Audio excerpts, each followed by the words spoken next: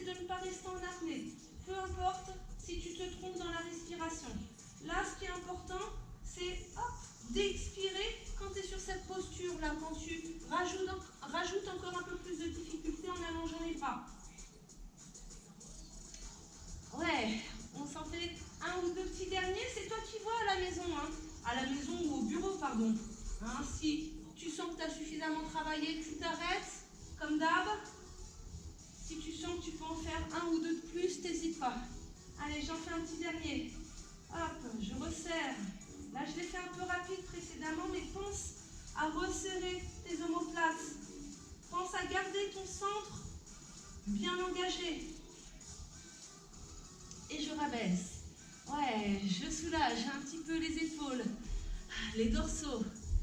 Ouais, ok.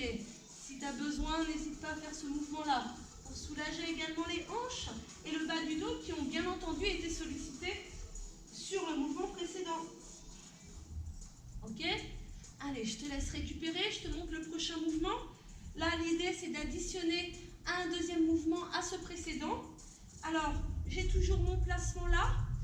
Première variante, donc tu te rappelles, tu as les mains plutôt derrière le crâne hein, pour ouvrir davantage la cage thoracique et serrer les omoplates.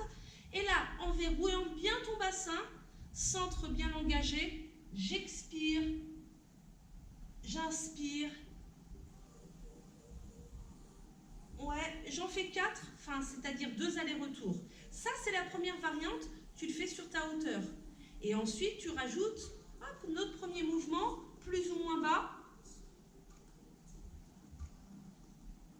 Ouais.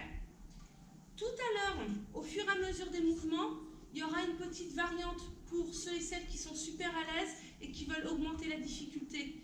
Eh bien, les 4 rotations ici, si tu es super à l'aise, au lieu de les faire sur ta hauteur, eh bien, du coup, hop, tu les enchaînes ici. Alors, pense vraiment à ne pas aller trop bas, surtout si tu enchaînes cette deuxième variante. Hop. Toujours le centre bien engagé. Toujours en gardant bien son poids du corps entre les deux pieds. Pas de déhanchement, pas de pivot. Ok? Donc, tu as plusieurs variantes, un bras après l'autre. Là aussi, un bras après l'autre si tu le souhaites. Hein. Et là, au départ, dans tous les cas, tu commences sur la hauteur. Et au fur et à mesure, si tu te sens super à l'aise, tu pourras faire tes rotations de buste pour solliciter tes obliques et tes lombaires, mais vers le bas, en pensant vraiment à ne pas aller trop bas du coup si tu choisis cette variante. Allez, c'est parti. On commence tous ensemble au départ, dans tous les cas, avec la variante sur notre hauteur. Ouverture de jambes, autograndissement, épaules éloignées des oreilles et on engage son centre. Ouais, et allez, c'est parti. On recherche. Hop, à rapprocher les omoplates. On descend plus ou moins bas. On expire en allongeant sans jamais relâcher son centre. Hop, je déverrouille un peu les genoux. Je pense à ne pas garder le bassin trop en arrière. Et j'effectue mes 2 allers-retours. Allez, inspire, expire. Ne relâche pas ton centre, mais surtout respire. Hop, et j'y retourne. Est-ce que je suis bien placée? Je vérifie. Et j'inspire sur la descente, qui n'est pas trop basse au départ. Là, hop, je resserre davantage les omoplates. J'expire, je déverrouille un peu les genoux. Et j'inspire, j'expire sur les rotations. Le bassin ne bouge pas d'un iota. Ouais. Et je soulage. J'en profite pour bien vérifier ma posture.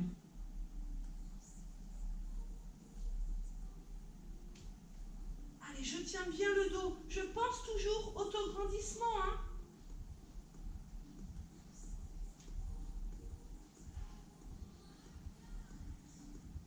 Là, on a déjà fait 3. Si on est bien, on reste dessus.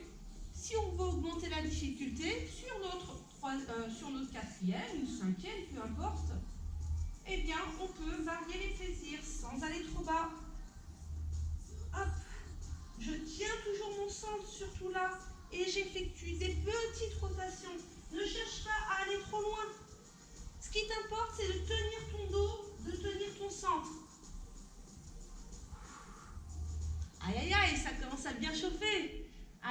retourne. Chacun choisit sa variante. N'oubliez pas votre centre. On pousse les fessiers. Et je tiens mon poids du corps bien au centre. Allez, c'est le 5e. Il nous en reste 3 si possible. Continue. J'arrête mon alarme. Continue, continue.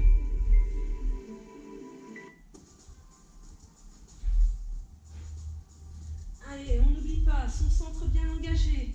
Inspiration, expiration. À chacun de tes mouvements. Ouais.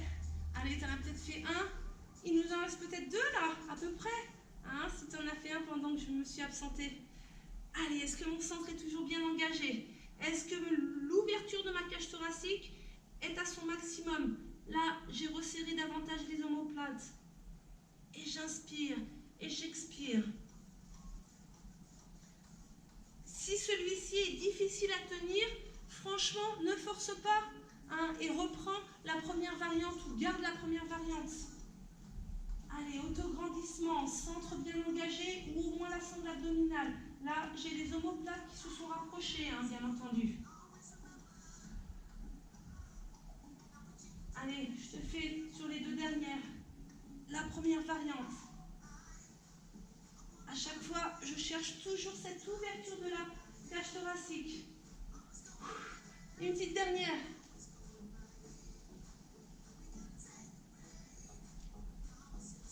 Inspire sur la descente. Expire. Allez, concentre-toi bien sur chacun de tes mouvements. On lâche pas, on y est presque, jusqu'à la fin. On reste bien engagé, bien ouverte, on cherche toujours la grandeur. Oh, et on relâche et on décontracte. Bravo si vous avez fait cet exercice, ce double exercice jusqu'à la fin, il est balèze. Donc franchement, rappelle-toi des différentes variantes que je fais. Hein. Ils sont là pour ça. Sinon, à quoi bon faire du cross des carcasses, comme dirait l'autre? Ok. Allez, on va soulager un petit peu tout ça. Hop, je ne sais pas si tu as vu ma précédente vidéo qui n'était pas très longue sur des petits mouvements basiques qui pourraient te faire du bien. Eh bien là, un des mouvements basiques, hop, on ouvre encore la cage thoracique, on attrape les mains et là, on cherche à étirer les bras jusqu'au bout de chacun des doigts. Ouais. Hop. Et on relâche. Là, on sépare, on écarte les omoplates. Tu vois, je fais un petit dos rond. Et je recommence. Épaules éloignées des oreilles. J'étire les bras. T'as vu, j'ai déverrouillé un petit peu mes jambes. Hein, toujours dans l'idée d'être sécure pour le dos. Et on desserre, en attrapant ou pas les mains, on desserre les omoplates. Et normalement, ça fait du bien. Allez, on décontracte, on déverrouille les jambes. L'acide se passe en bas. Donc, comme d'habitude, je t'invite à être sécure pour descendre. Position du chevalier servant, c'est parfait pour cela. Hop, on va pouvoir s'asseoir. Moi, je vais le faire dans l'autre sens. Comme ça, je vais pouvoir me timer avec l'horloge. Ok, super.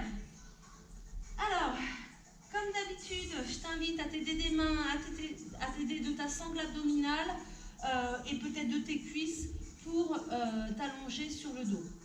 Donc là, hop, je descends, j'essaye de descendre une vertèbre après l'autre. Hop, je prends le temps, haut du dos, épaules et tête. Là aussi, je cherche l'autograndissement. Ouais. Une fois que j'y suis, je pense à tous mes placements, notamment le bassin neutre. Hein. Je ne veux pas écraser les lombaires à terre, mais je veux pas non plus accentuer la cambrure lombaire. Donc on y songe, on engage son centre, bien entendu. Et regarde, la démonstration, l'idée, ça va être hop, de décoller un pied après l'autre. L'exercice commence déjà là. Ouais, attention à ne pas relâcher son centre. Alors les bras le long du corps ou les bras en croix, ok, en posant les paumes de main à terre pour la première variante.